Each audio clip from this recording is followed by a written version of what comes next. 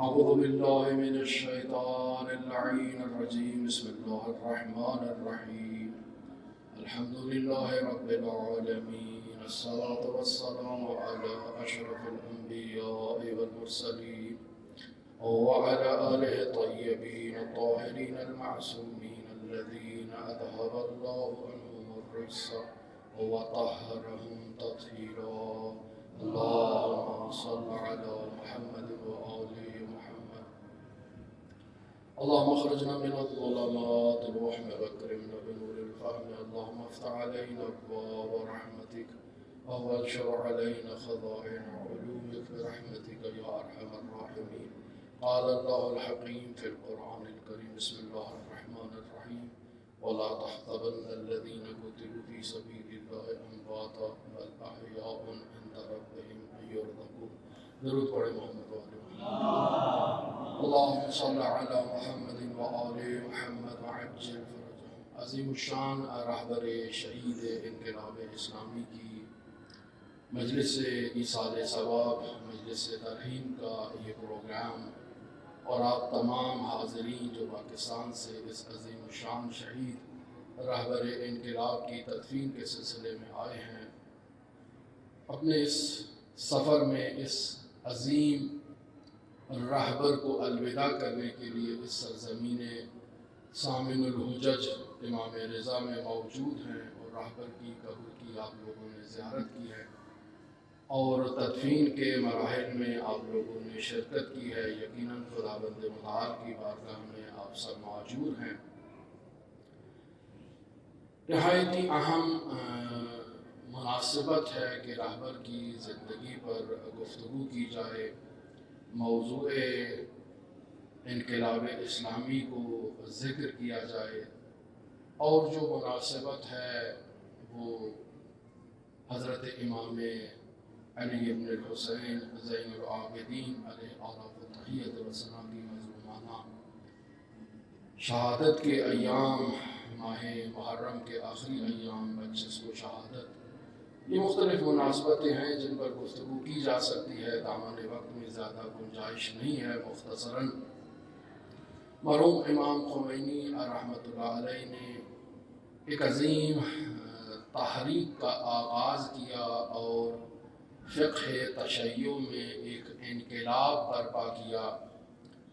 اور ولایت فقیہ کے اس عنوان کو جو فقہ تشیع میں موجود تھا اس کو احیاء کیا، اس کو پروان چڑھایا، اور اس کو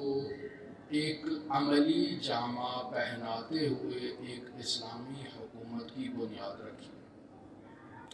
لہذا مرحوم امام خمینی رحمۃ اللہ علیہ کی نظر مبارک میں جو امور حسبیہ کو تقسیم کیا وہ 3 حصوں میں تقسیم کیا کہ انسان 3 معاملات ایسے ہیں انسان کی زندگی میں جو بطور انسان، بطور معاشرہ، انسان جب ایک دوسرے سے روبرو ہوتا ہے، ایک دوسرے سے انسان کا تعلق قائم ہوتا ہے، تو 3 معاملات ایسے ہیں جن میں خداوند متعال ہرگز کسی قسم کی سستی کو برداشت نہیں کرتا، کسی قسم کی سستی کی اجازت نہیں ہے. اور ان 3 معاملات میں ایک معاملہ وہی جو صغیر بچے ہیں، چھوٹے بچے ہیں، جن کے اموال ہیں، جن کی کوئی پراپرٹی ہے، جن کی کوئی جائیداد ہے، ان پر ان کے ولی کی اور ان کے سرپرست کی جو ولایت ہے، یہ ایک ایسا مسئلہ ہے کہ جس کو کسی صورت میں اس میں سہل انگاری نہیں کی جا سکتی ہے، سستی نہیں کی جا سکتی ہے. بچے کا ولی، بچے کا سرپرست، وہ اس کے اموال میں اس کی اموال پر نظارت کرنا، اموال کی حفاظت کرنا، اموال کو محفوظ رکھنا، اس بچے کے نفع میں اس اموال کو مینجمنٹ کرنا، یہ اس کے ولی کی ذمہ داری ہے، اور شارع مقدس اس کی تائید فرماتا ہے. اور اس کے علاوہ ہر دور میں السلام علیکم ورحمۃ اللہ، ہر دور میں انسان کو یہ ضرورت ہے کہ انسان کی زندگی میں خدا کے احکام اور خدا کے قوانین جاری ہوں. لہٰذا ان قوانین کے جاری ہونے کے لیے انسان کو دین کا علم ہونا ضروری ہے، دینی قوانین کا علم ہونا ضروری ہے، شریعت کے قوانین کا علم ہونا ضروری ہے۔ لہذا ہر دور میں ایسے جامع شرائط فقہا کی ضرورت ہے جو انسان کو اس کے روزمرہ زندگی کے فقہی مسائل، دینی مسائل سے آگاہ کریں، تاکہ انسان ان دینی مسائل پر عمل پیرا ہو کر خداوند متعال کی بارگاہ میں سرخرو ہو۔ اور کسی بھی دور میں اس دین کے احکام کے ابلاغ اور فتویٰ میں کسی بھی دور میں سستی اور کاہلی کی اجازت نہیں ہے، حتیٰ یہ اصل غیبت کبریٰ۔ اور تیسرا مورد جسے مرحوم امام خمینی رحمۃ اللہ علیہ بیان فرماتے ہیں ان مسائل میں، وہ انسان کے معاشرتی امور کے نظم و نسق سے متعلق ہے، معاشرتی امور کی مینجمنٹ سے متعلق ہے، انسان کے جو معاشرتی کام ہیں، اجتماعی کام ہیں، حکومتی مسائل ہیں، اور انسان کا معاشرے میں کردار بعنوان جامع، بعنوان معاشرہ، اس میں انسان کے کیا وظائف ہیں، ان امور کو ولایت فقیہ کے باب میں مرحوم امام خمینی رحمۃ اللہ علیہ نے بیان فرمایا۔ بس یہ تین ایسے امور ہیں کہ جنہیں کسی بھی دور میں، کسی بھی معاشرے میں ان میں سستی کی اجازت نہیں ہے۔ لہذا فقیہ جامع شرائط جو ان معاملات میں جس پر لوگوں کا اعتماد ہو اور جو ان معاملات میں عبور رکھتا ہو، دست تصرف رکھتا ہو، اعمال قدرت کر سکے، اس فقیہ کی ولایت نافذ ہوتی ہے، اور وہ لوگوں کے معاشرتی مسائل اور حکومتی معاملات اور لوگوں کے درمیان عدل و انصاف کو قائم کرنے کے لیے اپنا کردار ادا کرے، اور یہ وظیفہ دینیہ ہے اس کا، اور لوگوں کا وظیفہ دینیہ یہ ہے کہ وہ ایسے فقیہ کی اطاعت کرے۔ لہٰذا اس مسئلے میں کوئی بھی دوسرا شخص اس فقیہ کی رائے کی مخالفت کرنے کا مجاز نہیں ہے، اس کو اجازت نہیں ہے، اور کسی دوسرے کو ان مسائل میں مداخلت کرنے کی بھی اجازت نہیں ہے۔ لہٰذا یہ تین وہ مسائل ہیں کہ جن کے ذریعے سے امام خمینی رحمۃ اللہ علیہ نے تفصیل سے ان پر گفتگو کی ہے، اور بالخصوص تیسرے مسئلے میں جو امور حزبیہ سے تعلق رکھتا ہے، لوگوں کے معاشرتی مسائل میں نظم و نسق دینا، لوگوں کے درمیان عدل و انصاف کا نظام قائم کرنا، اس سلسلے میں ولایت فقیہ کو بنیاد قرار دیتے ہوئے اس پر دلائل کو پیش کیا ہے۔ لہٰذا یہ ایک ایسا نظام ہے، نظام ولایت فقیہ کہ جو شخص منصب ولایت فقیہ پر موجود ہے، اس کی اطاعت کرنا تمام دوسرے فقہا پر بھی لازم ہو جاتا ہے، تمام معاشرے کے افراد پر بھی لازم ہو جاتا ہے، اور یہی نظام دنیا کے دوسرے وہ مقامات جہاں مؤمنین آباد ہیں، وہ مؤمنین اپنے درمیان ایک ایسے جامع شرائط فقیہ کے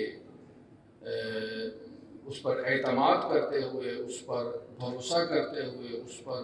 جو ہے وہ توکل کرتے ہوئے، اس کو منصب اقتدار پر پہنچاتے ہوئے اسی نظام کو اپنے اپنے علاقوں میں قائم کر سکتے ہیں، اور اس نظام کے ذریعے سے ان کا جو معاشرتی نظم و نسق ہے وہ قائم ہوگا۔ لہذا رہبر عظیم الشان انقلاب اسلامی کے موضوع پر اگر آئیں، جو اس منصب ولایت فقیہ کے متولی رہے،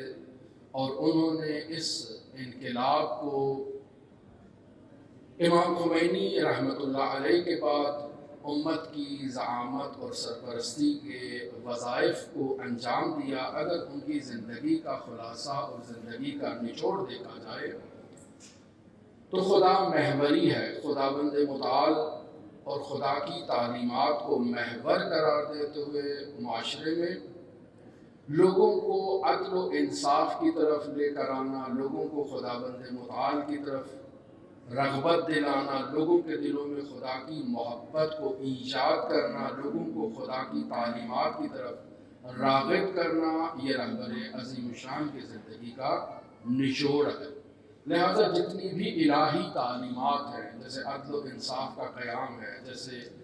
اخلاق محوری ہے، جیسے سادہ زیستی اور سادہ زندگی بسر کرنا ہے، یہ تمام رہبر عظیم الشان انقلاب کی زندگی میں آپ لوگ عملی طور پر اس کو مشاہدہ کریں گے۔ لہٰذا اس موضوع پر کوئی طول و تفصیل سے یقیناً آپ تمام حضرات چونکہ رہبر کے عاشق ہیں، رہبر کی زندگی کا مطالعہ کر چکے ہیں، تفصیل سے آپ ان موضوعات پر گفتگو کر سکتے ہیں اور بہتر انداز میں ان موضوعات کو بیان کر سکتے ہیں۔ یہ وہ دوسرا موضوع تھا جسے یہاں بیان کرنا مناسب سمجھا۔ اور تیسرا موضوع حضرت امام زین العابدین علیہ اعلیٰ فتحیت و ثنا کی شہادت کا موقع ہے۔ امام علیہ السلام ایک ایسے زمانے میں امامت کے فرائض کو انجام دیتے ہیں اور آغاز کرتے ہیں کہ امام شدید تحت نظر ہیں، شدید محاصرے میں ہیں، اور کسی بھی لمحہ کسی بھی انسان کو امام زین العابدین علیہ السلام سے رابطہ کرنے کی، گفتگو کرنے کی اجازت نہیں ہے۔ لہٰذا معاشرے میں امام زین العابدین علیہ السلام ہر وقت ان افراد کے زیر نظر رہتے تھے کہ جو افراد اس ہستی پر اپنی نظریں جمائے تھے تاکہ باقاعدہ اس ہستی کی کارکردگی اور افعال اور کردار کی رپورٹ باقاعدہ حکومت تک پہنچائیں۔ ایسے دور میں جو نہایت ہی پرآشوب دور ہے، امام زین العابدین علیہ السلام نے معارف اہل بیت علیہ السلام، معارف توحید، معارف الہیہ کی تبلیغ و ترویج کا اپنا وظیفہ انجام دیا۔ لہذا ایسے پرآشوب دور میں دعاؤں کا سہارا لیا۔ امام علیہ السلام مسجد میں تشریف لے جاتے اور تمام وقت اللہ کی عبادت میں، نماز میں، قرآن مجید کی تلاوت میں اپنا وقت گزارتے۔ یہ امام کی زندگی 61 کربلا امامت کے بعد امام کی زندگی کا یہی طرز عمل رہا کرتا تھا، تاکہ جو افراد امام علیہ السلام کو اس حالت عبادت میں، اس حالت قیام و رکوع و سجود میں مشاہدہ کریں، وہ متوجہ ہو جائیں کہ یہ ہستی کون ہے جو اپنا تمام وقت اللہ کی عبادت میں مسجد کے اندر مصروف عمل ہے۔ جب متوجہ ہوتے تو معلوم ہوتا یہ امام حسین کے فرزند ہیں، علی ابن الحسین ہیں اور بنی ہاشم کے ایک ایسے چشم و چراغ ہیں۔ لہذا امام زین العابدین علیہ السلام کی طرف متوجہ ہوتے اور امام زین العابدین کی ان حرکات اور ان جو عبادی سرگرمیاں ہیں ان سے دین کی طرف متوجہ ہوتے، اور امام زین العابدین بھی ہر لمحہ اپنے رفتار سے کربلا کو لوگوں کے درمیان اور امام حسین علیہ السلام کی سیرت و تعلیمات کو بیان کرنے میں اپنا وقت گزارتے تھے۔ جب کبھی پانی پیش کیا جاتا تو گریہ فرماتے کہ میں کیسے اس پانی کو اپنے ہونٹوں سے لگاؤں کہ جبکہ ابھی عبداللہ کربلا میں پیاس سے شہید کر دیے گئے۔ کھانا لایا جاتا تو کہتے کیسے میں اس کھانے کو تناول کروں، ابھی عبداللہ کو بھوکا شہید کر دیا گیا۔ جب بازار میں جاتے اور وہ ذبیحہ جو مسلمان حیوان کو ذبح کرتے اسے مشاہدہ کرتے تو گریہ فرماتے، پوچھتے کیا تم نے اس حیوان کو پہلے پانی پلایا ہے؟ تو کہتے کہ جی ہاں یا ابن رسول اللہ، ہماری مسلمانوں کی یہ عادت ہے، ہم حیوان کو ذبح کرنے سے پہلے پانی پلاتے ہیں۔ تو پھر سلام کرتے، السلام علیکم یا ابا عبداللہ، امت و حیوان کو بھی ذبح کرنے سے پہلے پانی پلاتی ہے یا ابا عبداللہ، آپ کو امت نے بھوکا و پیاسا شہید کر دیا گیا۔ اور وہ آیا جو شخص امام کی بارگاہ میں آ کر اپنی غربت کا اظہار کرتا ہے تو امام اس سے پوچھتے ہیں تجھے پانی کی ضرورت ہو تو کیا تجھے لوگ پانی دیں گے؟ کہا ہاں یا ابن رسول اللہ، مجھے پانی دیا جائے گا۔ کہا جب تجھے بھوک لگے تو کیا تجھے کوئی کھانا دے گا؟ ہاں مجھے کھانا مل جائے گا۔ کیا تو جب اس مسلمانوں کی سرزمین میں تیرا انتقال ہو جائے تو کیا یہ مسلمان تجھے سپرد خاک کریں گے؟ کہا جی ہاں یا ابن رسول اللہ، یہ مسلمان ہیں، میں مسلمانوں کے معاشرے میں ہوں، یقیناً مجھے کفن دیں گے، مجھے غسل دیں گے، مجھے سپرد خاک کریں گے۔ کہا السلام علیکم یا ابا عبداللہ، امت نے تجھے 3 دن پیاسا رکھا، 3 دن بھوکا رکھا، امت نے تجھے کفن تک نہ دیا، تجھے سپرد خاک نہ کیا، اور امت اس نظریے پر باقی رہی کہ ہم صرف مسلمانوں کو دفناتے ہیں۔ السلام علیکم یا ابا عبداللہ، اللہ رحمۃ اللہ علیہ